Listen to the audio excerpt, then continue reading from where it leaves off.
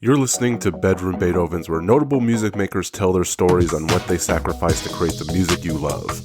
It's just your genuine appreciation on a deep soul level for what artists do. And I love hearing that. I'm your host, Cello. What's up? This is J-Rock, and I'm right here. I'm chilling on the Bedroom Beethovens podcast. That's what it is. Let's go. Hey, everybody. Welcome to another episode of the podcast.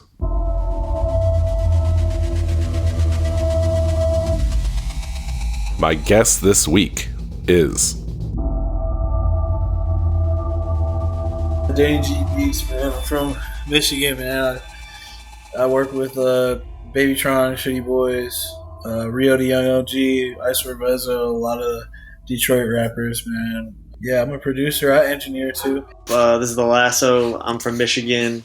I produce a lot of different kinds of records, everything from instrumental stuff to collaborations.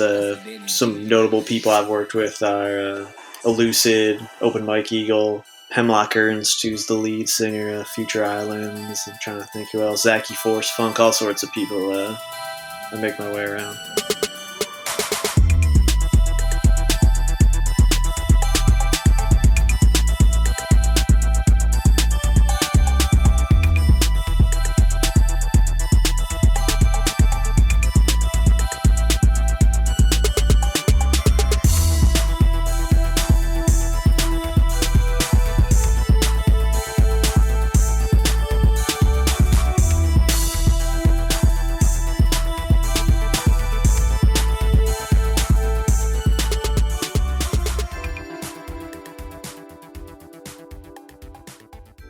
What up, everyone?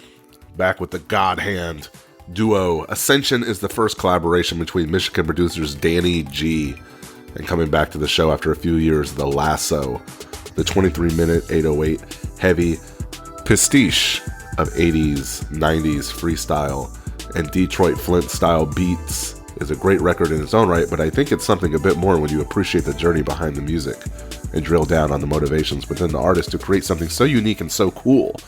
And that's precisely what we do this week. So before we get to the conversation, I just want you to know that this podcast is ad-free. It's powered by our Patreons over at patreon.com/bedroombeethovens, where you can give the change in your pocket to help support the show. And in turn, you get some cool benefits like getting episode releases a week early.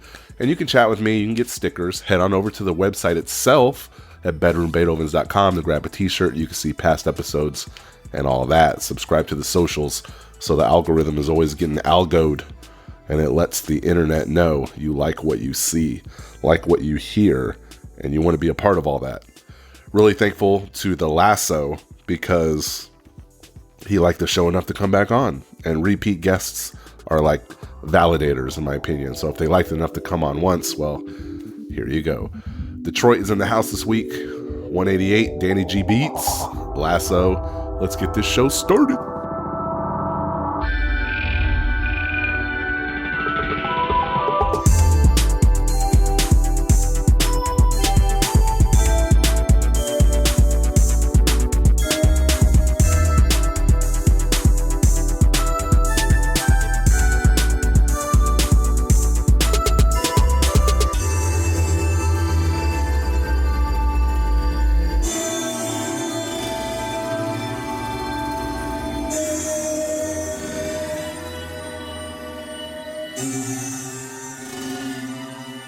So Danny G, I was telling him that I just discovered him. I discovered his music. And when I was researching him, the first thing I found was a viral tweet that said, "That's a Danny G beat, followed by the most uncleared samples of all time." And he linked to you sampling like the NFL theme song and the Jurassic Park theme song. And I was just so like, so you haven't gotten any hot water doing any of that? Or you're at a level where you can kind of do that? I guess if it's not like a big commercial release, you can do that. I don't really worry about that, man. And really, I'm not going to get like flack, but some shit's like, come on, for sure. Some stuff's came up, but some stuff hasn't. Well, let me tell you. So I don't know if you're familiar with Pharoah Monch, but him sampling the Godzilla theme song almost ruined his career. I've heard of him. Is he a rapper? He's a rapper. Yeah. And he he had a song called Simon Says it was either in the late 90s or the early 2000s. And he released it, and then like the Toho Studios caught wind of it, and they were like, "Hell no, we're not allowing this," and they sued the pants off him and his label. So just be careful, man. You know, those Jurassic Park lawyers are still out there, I think. Hey, man, don't worry about that. I won't. All right. And last time we talked, you I don't know if you remember, dude. It was so long ago. You documented how you moved to Tucson. You moved to Tucson when you got burnt out being a commercial engineer. So that move was kind of fresh, and now you're back in Michigan, right? Full time? Yeah. I've definitely been all over the place the last 8 years, but yeah, I moved back to Michigan in 2017, and I've lived out around the Detroit area ever since. Andy, what's up, Dave? Andy, so you were engineering in Arizona? Well, originally in Michigan, I owned a studio and stuff. That was my life for like so many years. It's like from pretty much like the end of high school through till like I was like 27 or 28. That was pretty much my life. Yeah, I did a lot of like everything from like recording car commercials and like really corporate stuff to like just running like hella sessions for all genres. Yeah, it's pretty extensive. You know, I had Thez One on from People Under the Stairs, and he told me that if you have a studio with like big hulking equipment like the Tascam ATR 60, that 60-track 1-inch tape machine, like you might as well be spending money on a boat anchor, because the digital setups have trumped the old equipment due to modern technology. Is that true? Can I replace a full studio with just a laptop and a few knobs? Because that Tascam, that's a $5,000 piece of equipment, you know? Yeah, I got that big tape machine. Dude, it's funny. Like, Danny and I have definitely been through this, even making this record of like, yo, it's fun to try gear. And we were like running shit onto cassettes here and there. But like, I mean, pretty much all that matters is if it's like creative and it hits hard, and like you can do that better really with just a laptop. Like a lot of the hardware it's for connoisseurs and it's cool, but I don't ever let any of that get in the way. Yeah, the tape machine is like I only like hoe it out to be in music videos anymore. Like no one makes music on it. Yeah, it's like if you want to invite people over and they get, you know, ooh and ah over all the knobs. He was like, that's it. Like if you want to impress your friends or something. Yeah, it's crazy because we really found like a lot of the hardware emulations, especially for like this last thing that we did. I've really been using all of them now, like the Korg Triton and all that stuff. Yeah, we definitely like the first stage of this record was a lot of research into and just like talking about like specific reference point records, and then just like we could go try to hunt down these synths, which is expensive and difficult, or it's like the emulations are just so great these days. It's like, I'm not gonna go spend $1,000 on a synth. It's like $20 a month to have every Roland synth as a VST, and shit sounds great. Well, what's funny is, so Danny, I don't know if you remember saying this, but you said that you don't like being an engineer because everyone treats the engineers like shit. Is that true? Yeah, where'd you hear that from? Nah, for real, like, I sort of take that back a little bit. I think part of it is, like, I really, really enjoy being a producer. And I like engineering and everything, but, like, it takes too much time. And, yeah, sometimes people just don't treat you the same. So, like, I just want to focus on being a producer. That's, like, where I'm happiest, you know?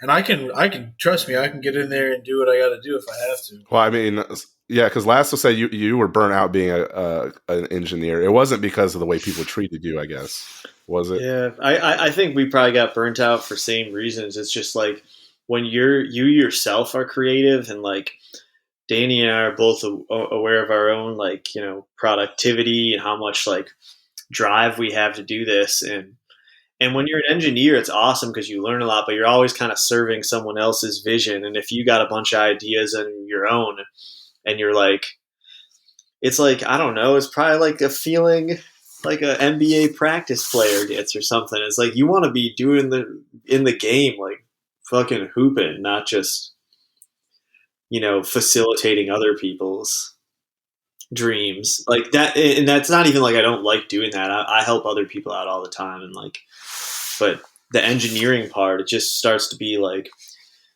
how many takes people run on vocals and stuff. You like lose a sense of yourself just being there to like chop vocals up. Yeah, it's very involved, and like with engineering, like you can get really good at it, and you can be very fast. But at the end of the day, like if you're a tracking engineer, like you're tracking, and you're working with these dudes for 8 hours, like that's 8 hours of you tracking.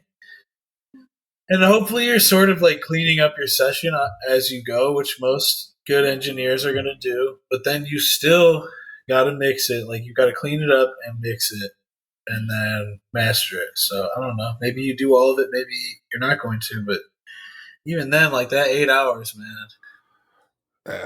8 hours I could be making beats. That turns into a day job real quick. And it did. It did turn into that for me for sure. It was good. Like it was cool to have the money and stuff, and it brought me a lot of opportunities. Like I locked in with Rio and a lot of artists, man.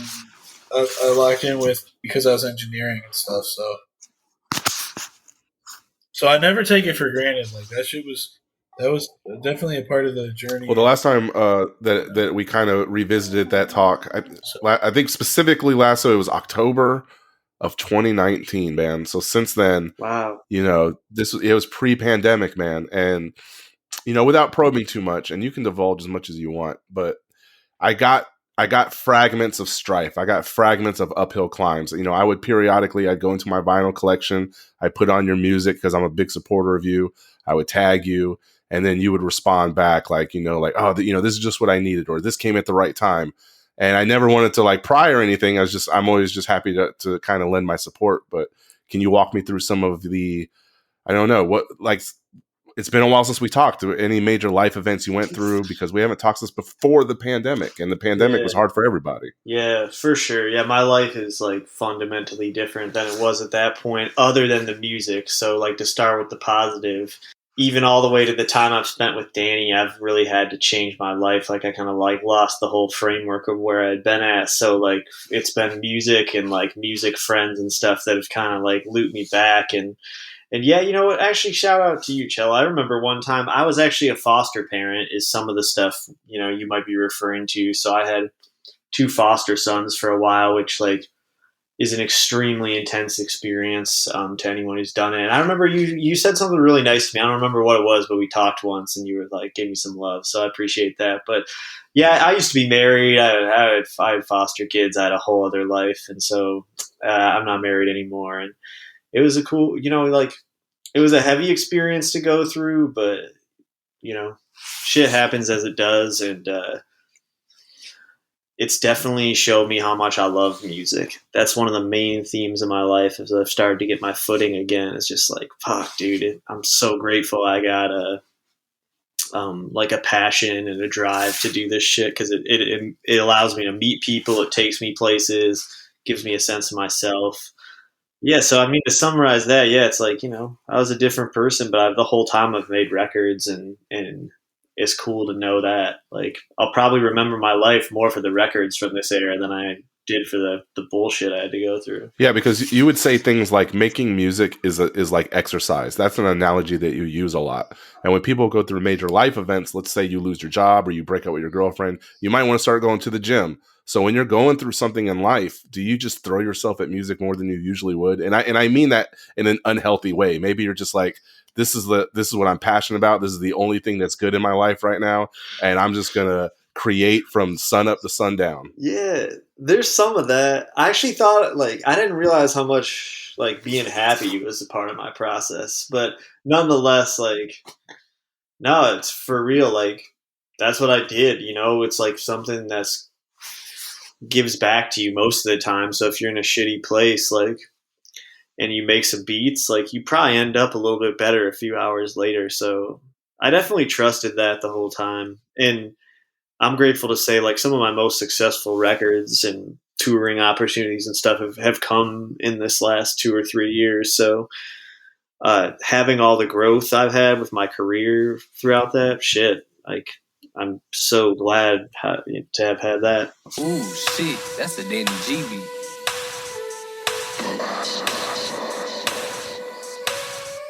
And then, so when Lasso told me about Danny G, you were, I'll be honest, you were one of those producers where I feel like I should know about, but I never heard about, and I find myself feeling that way a lot. Like if I see a No Jumper interview with like YSR Grams, Tron, Big Baby Gucci, Crispy Life Kid, I'm like, who's that? And then they get like 250,000 views, or they throw out a video and it's got like 8 million views, and then I'm like, oh, this is a me problem. I got to get out of my vacuum and start hearing about people that aren't on my radar. So what do I need to know about Shitty Boys, Danny G, about the Detroit rap outside of 8 Mile or Danny Brown or Jay Dilla? Like, what do you guys represent in the great state of Michigan? Hustling, scamming, just hard, tough shit, like Detroit is just as rugged as it gets, and like the music, it's just a lot of punchlines.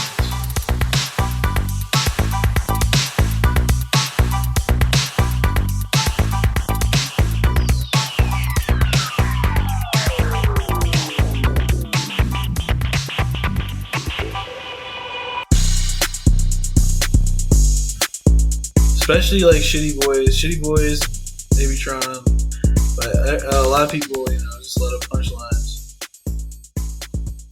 I think we got some of the hardest rappers out there in the world. And work ethic wise too. There's a tape called 4-Pete, and you knocked that shit out in a day. Yeah.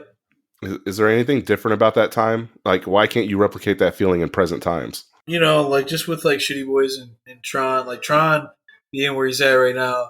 It's just been like different, like that was like a time where, like I was picking Tron up.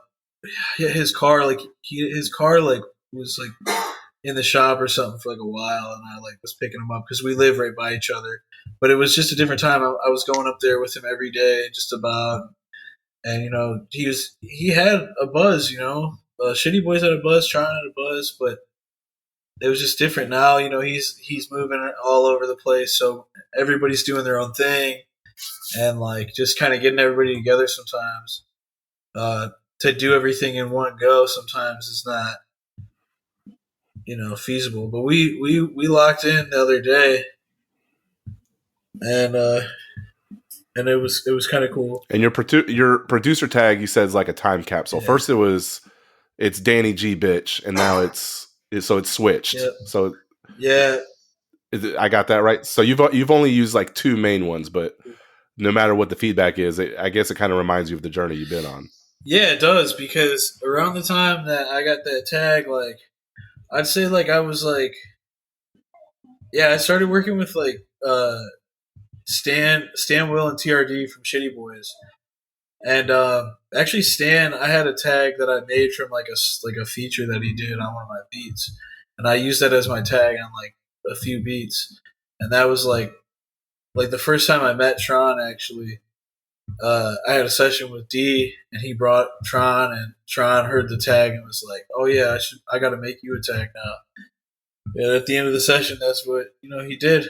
I just press record, and like that was the first and only thing he said, and like laughed and walked away. Like, so it was pretty cool. And like I remember thinking like, man, wait a second, like should I have asked him to do a couple takes, or? But then I was like, no, I can't ask him to do that. I was like, this is it. This is the tag right here. So. Well, it's funny. So I think if you listen to the Lasso's music and then you listen to your music, it seems like 2 styles and 2 people that don't really mesh. Or maybe I'm off base because you guys know each other better than I'm assuming. But take me back to that origin story of you 2 knowing about each other and talking. Obviously, it starts with Michigan in some capacity. Yeah, for sure. Yeah. I shout out to this dude who goes by So Gross. He's a musician, producer, just kind of dude who connects people, and he had been someone who back in like Tucson era would like DM me just like, your shit's fire, and then he'd be like, can I get a beat or something? And I'd be like, man, that's $400 at least for a beat. And like he's like, oh shit, okay. And then like years later, he just like, you get used to people's names. social media, whatever. We just started to talk more than we met in real life. Like, started to have like hella mutual friends and stuff. And yeah, years down the line, you know, like when I moved back to Detroit, it was probably like once I was really comfortable there, 2018, 2019. Like, I'm just someone who's going to listen to music where I'm at. Like, that's how most of the good shit in my life has happened. Whether it was like getting signed with Lando Chill back in the day, that was just me moving to Arizona and being like, oh, I'm going to find out what's going on here and fuck with it. So, you know, just my coworkers at my day job fucked with Shitty Boys. And so like I started following it, and like for me, what was the jump off point was the fact they were chopping up all this 80s freestyle music. And so I've always loved Detroit rap and was like into it, but like I'm just kind of like this chill person, and like I make some hard shit like musically and some dark shit, but for the most part it's more like musician kind of shit and airy. So like when I started to hear Shitty Boys sampling 80s stuff, it was like, oh fuck, like man, maybe at some point like what I do with music could intersect with that. And then like then just like randomly one day I see this dude So Gross. The dude had been DMing me. He was working on a video for Tron with Lyrical Lemonade. He does like behind the scenes videos for them and shit. And yeah, he came out here, and I guess then I don't know how Danny linked. I guess through Tron, he met Gross, and he just, you know, he was out here, and I was working with this other dude, Carlo. Shout out, who the hell is Carlo? And Gross was just setting me up with producers and he invited Danny over to my studio. So it was just some kind of knowing people and being aware of shit. So I don't know if Danny is aware of my music or anything prior to that, but he just came through and we started working. Yeah, I didn't know about your music. Really, it was like Gross. It was like Gross was just like, yeah, you got to come through to the deli and cook up with us, you know. And then I think Carlo was going that one day, but I went. Yeah, that's what I bet. I mean, the first thing Danny said when he walked in the room was just like, for me, it's funny because like this sounds so corny because it's like, as a musician, I was like, well, man, at some point I want to make some freestyle shit with these. That's like my thought. Danny walks in the room and he sees the synths. He's like, yo, does any of you guys know how to make like freestyle shit with the synths? And I was just like, oh, fuck, this will be cool. So we just started to talk about it. And, you know, that was like 4 or 5 months ago. And so like, dude, we got on our shit. Like one thing, Cello, you mentioned the work ethic thing in Detroit. And like, yeah, like I get on with these dudes because we all like to just work a ton. Like that's what we like to do is make a shitload of stuff and like get into it. So like I could tell Danny was just someone who works at a pace that's even beyond mine. But it's like when we had the idea, we're just going to hit, you know, every couple days we got together, made way more stuff than's on this album. But I'm glad we decided to like put something out. Beat makers, and I'm sure you go through this Cello interviewing beat makers all day. It's like every beat maker is like, yeah, dude, I got 500 things right now that no one's heard and all this stuff. So I think us releasing this was somewhat of a reaction to that whole part of the beat making producer culture, which is you just make shit and wait for artists or wait for I don't even know what we're all waiting for. Well, that's why I was so heartbroken when I interviewed Chris Orick, and I don't know if you heard that podcast.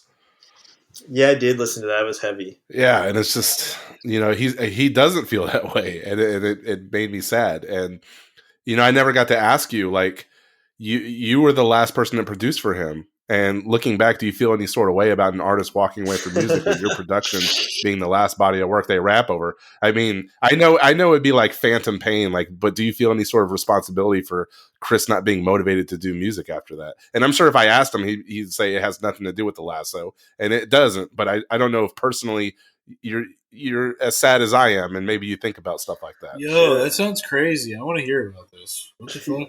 Yeah. I've made a record. He's from Detroit, Chris. Yeah, Chris, and he had some records that really went off with that group. I can't remember what his group was with Apollo Brown, but either way. Ugly Heroes. Yeah, Ugly Heroes. Yeah, Chris, so Yeah, I produced Chris' last record before he quit music. Damn, yeah.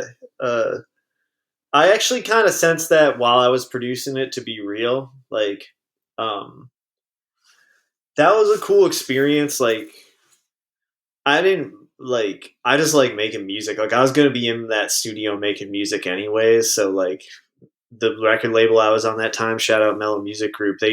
Chris had worked with them and he connected us, and I was just there making like 10 beats a day. I was like just on my shit, like good ass beats, every instrument original. Like, I think I made like 5 records at the same time during that 6 months, and it was like, and so like Chris being there, I could tell he was like thinking about being done with music, because he had just felt some type of way about his records had kind of just fallen off, and he had felt success and then the fall off. And so like, I think I'm a creative just lover of music, so even if you're thinking about quitting, you probably still have fun. And maybe he's like, damn, if I can't have fun with Lasso, the shit's over. I don't know. And I didn't even know you weren't on Mellow anymore, so you just dropped the bomb on me. Oh, I'm not necessarily not on that, or am not. Like, to be honest, like, I'm sure I'll make more records with Mello. He's the homie. I just like, this record's not on it, and I just like, this is back to where we can jump back at before we were saying before Chris Orrick, but it's back to like just wanting to put shit out. Like, and Danny could speak to this too. Is like, a producer, you stockpile shit. So I loved being on a label. Whose dream isn't to be on a record label? Like, dude, I got signed when I was just like a dude, and that's taken me all sorts of crazy fucking places and opportunities. So of course I love that. But as a creative person, like, dude, I make beats all day, every day, and like, people are like, damn, you put out a lot of records, and it's like, shit, even with that, it's still barely what I'm working on. So I want to free myself from the just having to like, stockpile. And Ooh, shit, that's a Danny GB.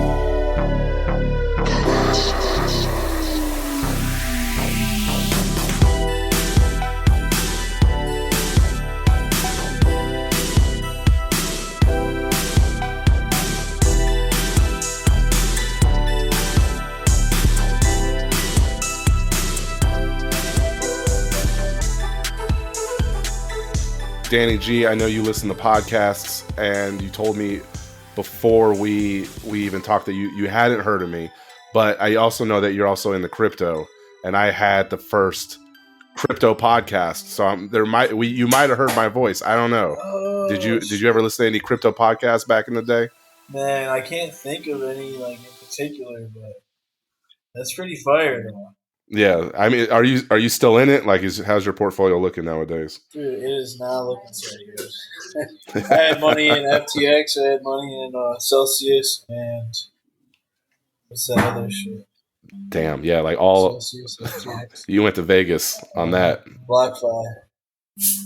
Yeah, and I knew better too. You know, the thing is, I knew better, bro. I was just living on the high of the bull market, and they're like offering such high returns on staking, and I'm like, oh, cool, I'll just mine into these brokerage accounts or whatever, and like, I'll just make all this money and just let it sit there. Well, I knew that was stupid. I got a funny story for you though that might make you feel better. So like, I've been in it since like 2015. So I have some crazy stories. My boy called me and he said, "Hey bro, there's this new crypto. It's called Ethereum. It's only 3 cents. I bought like 10,000 of them. It's going to be the next big thing. I'm telling you." And I told him like, get that fuddy-duddy wizard money out of my face. It's all about Bitcoin. Yeah, Ethereum yeah. is trash. And by the time I got to Ethereum, the Ethereum train, it was like $9, which is early. But if I got in at like 3 cents, 2017. yeah, I'd have yachts inside of my yachts. You know what I mean? But Yeah. everyone has stories like that. Yeah, no, I don't like to think about it because I was messing with Bitcoin like 2012. Like nobody knew about it really. I mean, people knew about it. It was not like the only reason why people were using it was like for gambling and like the Silk Road, and you know what I mean. Like there was no mainstream adoption of it. Like anytime you would tell anybody about it, they were like, "Shut up, that's a scam." But you know what I'm saying? Like I had a lot of Bitcoin at one point that would be worth millions and millions of dollars, but like you can't look at it that way because I was spending the money. Like if I was smart, I guess, like, or if I just took a chance and kept it all. Yeah, but I mean, like nobody did. I remember Dell.com opened up crypto payments and I bought a TV for like 0.8 Bitcoin. So it was like, wow, I just bought like a shitty TV for $44,000, you know, but you can't think of things like that. You know what I mean? Oh shit. But, you know, You never really know. yeah, no one, I mean, you don't have a crystal ball, right? But, it kind of goes into, I did believe in it. Though. I definitely believed that I was going to do it. you still, But time just flies. do you still believe it's, you know, in due time, everyone will be on the moon? Yeah, that's my thoughts exactly. It's funny. So this journey though is of you know, you staged houses, you did tile work, you did masonry. When you go through the Rolodex of these menial jobs, like everyone has a job they hate, but I feel like music producers, it's crazy. You did your research. a little bit. I feel like music producers hate a 9 to 5 so much that they promise themselves that they'll never, like, I'm never going to go back to it again. You know, so walk me through the days where you're like, you live with your mom, you're working at these type of jobs, but you're also making beats on the side. Tell me about that aspiration, that hunger. But most importantly, I want to know about that misery where you sit at that unpleasant feeling, but you use that to get out of that situation. Yeah, no, it's just rough because like I don't know. I feel like I wasted like most of my 20s just like fucking off, like just like in and out of jail, and just doing stupid shit, you know, like. But yeah, I think that last time I went to jail was in 2018, and I just like remember just it was like when I finally started kind of like taking responsibility for like my life, and I was like really getting into what came out. Shoreline Mafia was big around that time; they were blowing up, and I just remember working this this is a bricklaying job. I was on bond,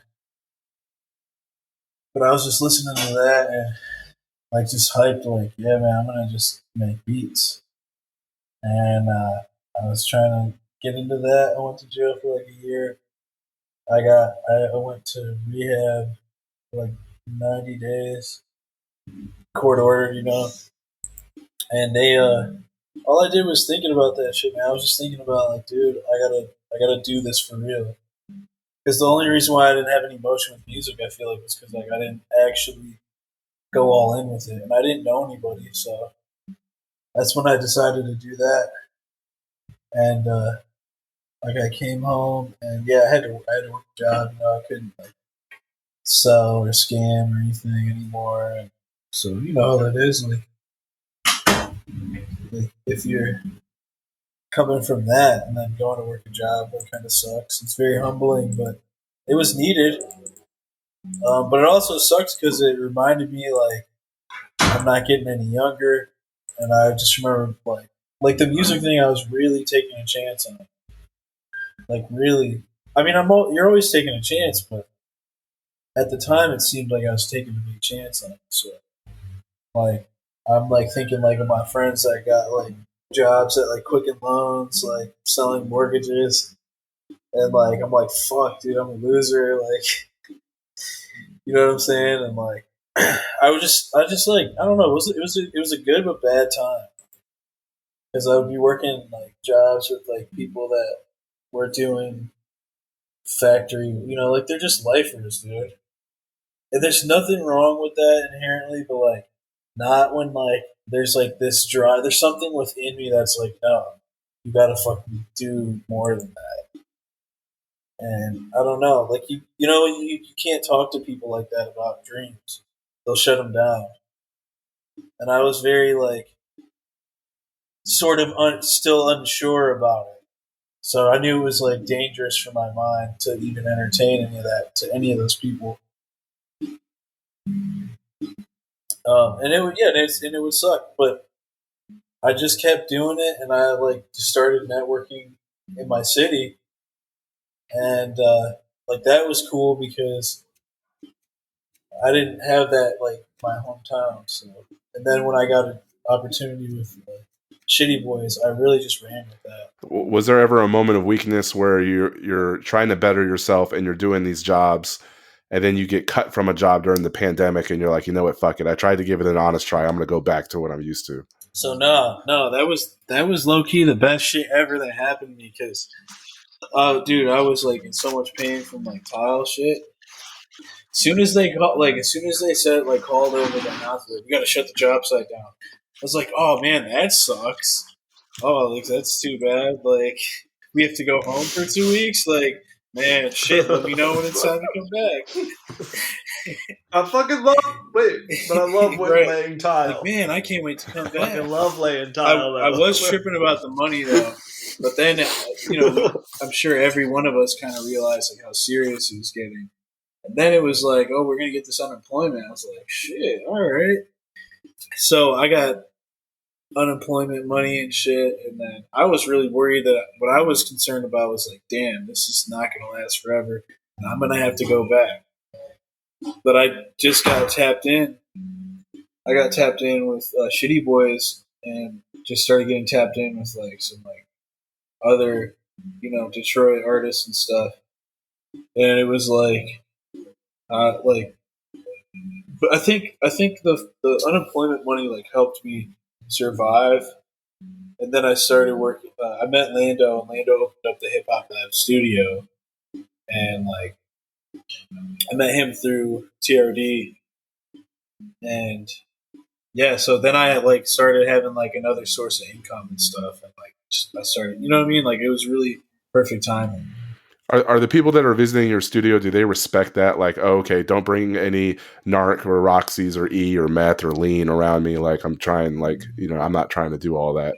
No. Yeah, they definitely bring all that shit. I don't know anybody that brings meth though, or heroin or anything like that. I haven't seen anybody do that, but for sure, like I've seen, like every time I was in the studio with Rio, he'd be like nodding out off the drink, like while he's standing up. Like there's pictures of him online of that. It's kind of funny, but he's crazy because Rio will be like that, and you think like, damn, it's over. But then he like wakes up and then like gets in the booth and just starts rapping.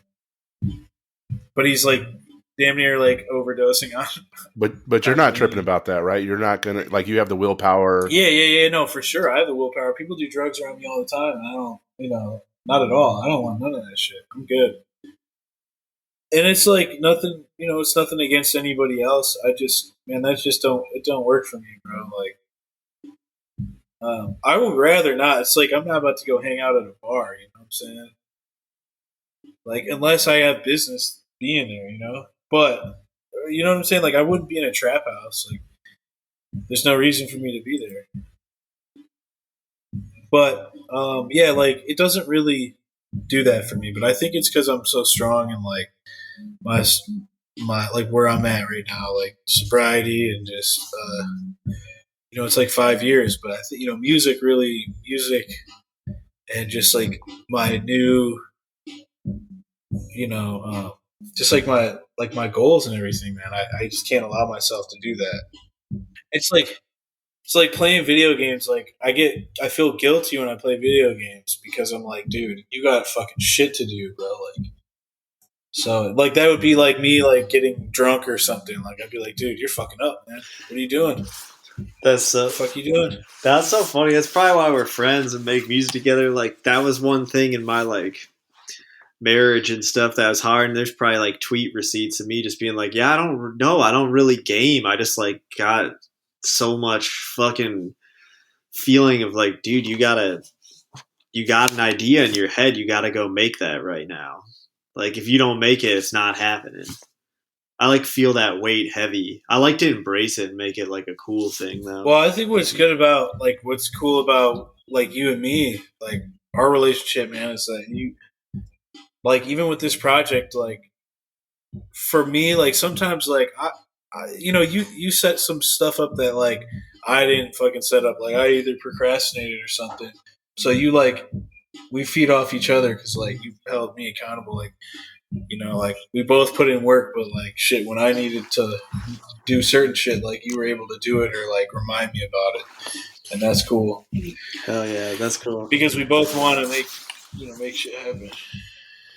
That's the thing. It's so hard to find somebody that understands the mindset of the other when you're passionate about music. Like Danny G, I know you have a long-term girlfriend, but I don't know if she just gives you the space that you need to create music, and she doesn't really understand. Like Lasso, I know that your ex-wife was a teacher, and I don't think that she was like so passionate about teaching where she was doing it 24/7. Like maybe the thing that you guys are passionate about drove wedges in your personal life or outside. So it's kind of like it's a gift and a curse. Like, and not many people on the earth can understand your passion exactly the way you two Yeah, do. we talk about this shit like between making beats, for sure. Like it's an interesting like way you got to move through life, whether it's just like day to day time. Like right now it's 7 o'clock. Like I worked a full day, but like probably by 10 I'll want to make music. So who knows where my night goes? Like and that's who else is living like that?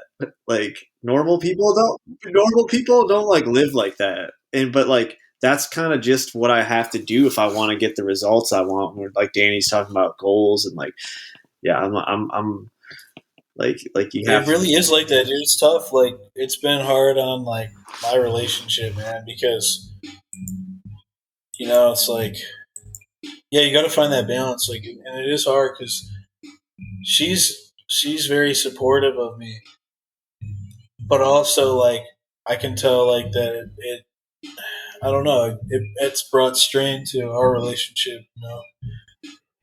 so which is tough. And like, do you have any kids? No, I don't have kids. No. So I think it would just kind of, you would have to divide your time up and it would just get even harder. Like Oh yeah. Yeah, you know what I mean? So like this music thing, it's a really tricky thing to navigate. Dude, it really is. Like you gotta go crazy with the shit, man. Yeah. You can't.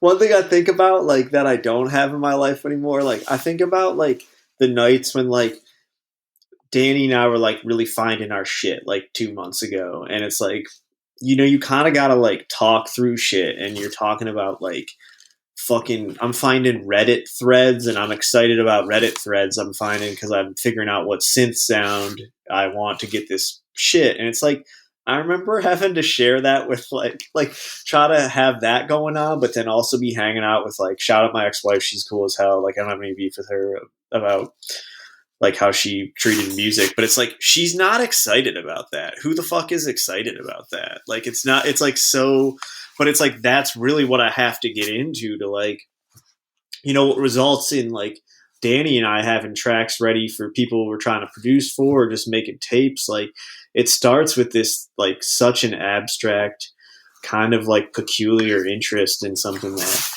I have to really like love it and do it because like I'm starting with nothing. We didn't sample on this tape or anything. It's like we had to come up with all the ideas. You're starting with nothing, so it's like I just didn't. It's hard to do that and then also just like flip the switch and kind of be the person you are when you're not a producer.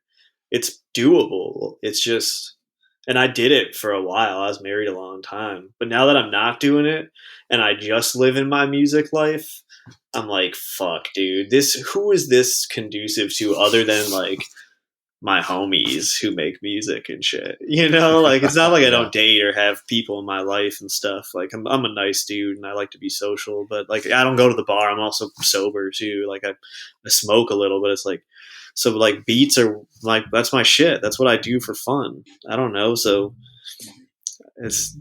I don't want to go to dinner parties and shit, man. Like I don't know what dude, like I don't want to go chat at the bar and like hear some dude's political rant. Like, yeah. Dude, I got like shit I'm trying to fucking do, and that was like shout out to people who do that, whatever. Yeah, it's different like, for some people. Some people like they're into like this very social part of everything. Like whatever they do, like I don't know. I mean, we're social in a different way. Yeah, totally.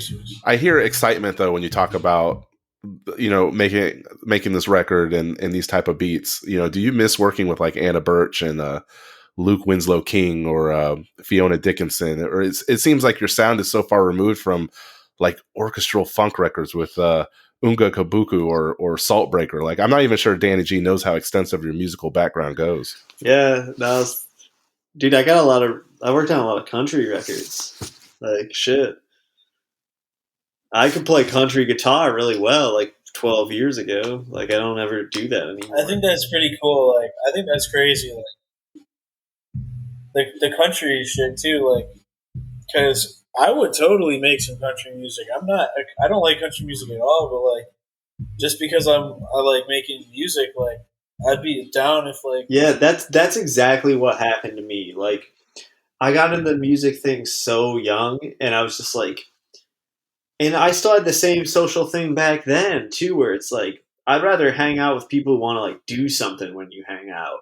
So like I always fucked with musicians because it's like even whether it was when I was like getting high or whenever it was like when I was trying to travel, like musicians like always want work a little while they're doing like kicking it. So I've always just like gone to genres because of the people who are around me.